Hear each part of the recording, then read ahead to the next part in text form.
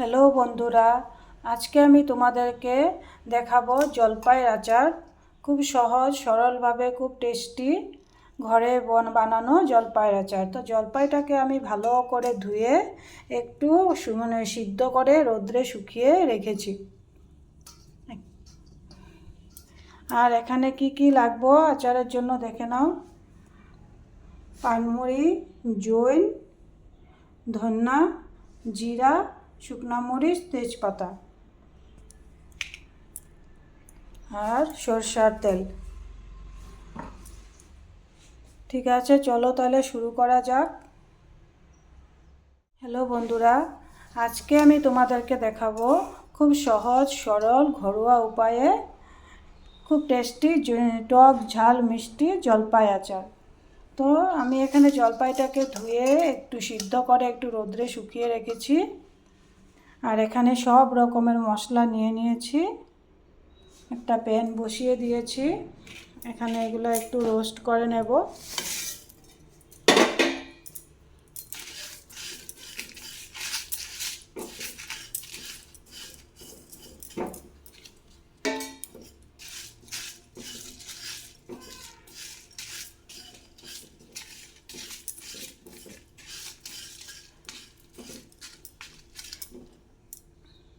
বন্ধুরা, এটা ভাজা হয়ে গেছে, খুব সুন্দর একটা গন্ধ বেরিয়েছে।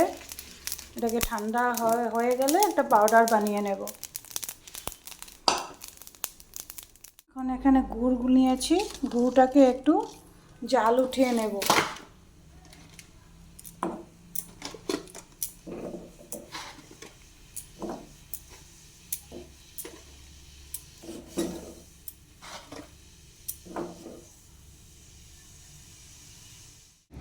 বন্ধুরা, কড়াই বসিয়ে দিয়েছি, এদিকে গুড়টাকে জাল করে নিয়েছি। দেখো কত সুন্দর হয়েছে জালটা। এদিকে জলপাইগুলোকে আমি এইভাবে পিটকে হাতে পিটকি করে রেখেছি, এভাবে করে রেখেছি, খেতে টেস্টি হবে। চলো, কড়াইতে পাঁচফোড়ন দিয়ে দিলাম,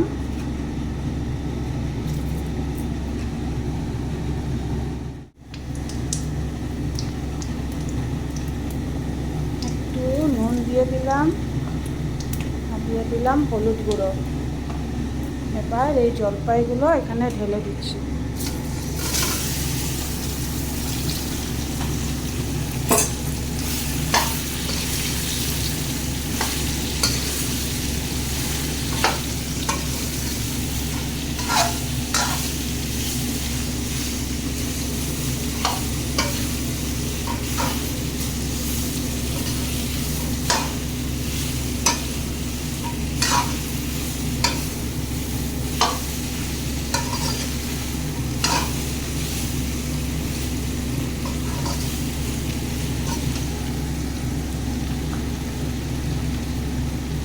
আরও একটু নুন দিয়ে দিলাম বন্ধুরা।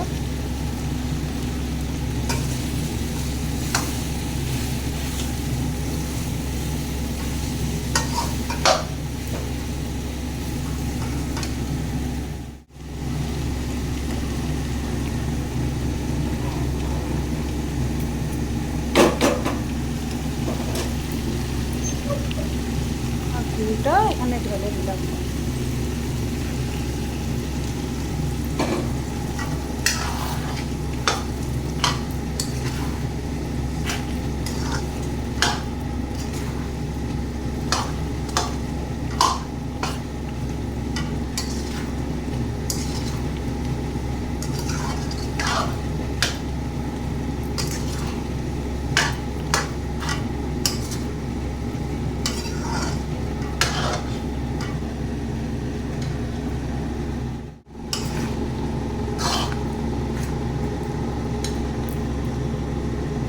মশলাটা দিয়ে দিচ্ছি বন্ধুরা।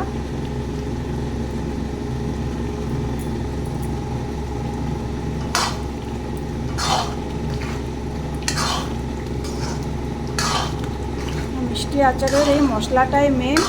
এই মশলাটা দিয়ে দিলে আচারের স্বাদটা দ্বিগুণ বেড়ে যাবে।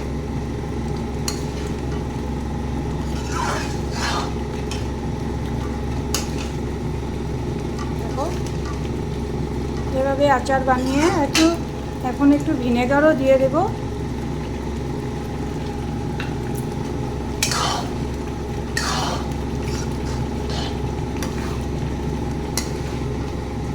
বন্ধুরা, হয়ে গেছে টক ঝাল মিষ্টি আচার। এটাকে শুকনো কৌটাতে ভরে 2-3 দিন রোদে দিলে আচার একদম তৈরি হয়ে যাবে বন্ধুরা। তারপরে রুটি, পরোটা, খিচুড়ির সাথে খেতে ভীষণ ভালো লাগবে বন্ধুরা। ভিডিওটা ভালো লাগলে লাইক, শেয়ার, সাবস্ক্রাইব করে দিও। আর এত সময় আমার সঙ্গে থাকার জন্য তোমাদেরকে অশেষ ধন্যবাদ বন্ধুরা। চলো তাহলে আবার মিলছি নতুন কোনো রেসিপি নিয়ে। Bye bye, tata.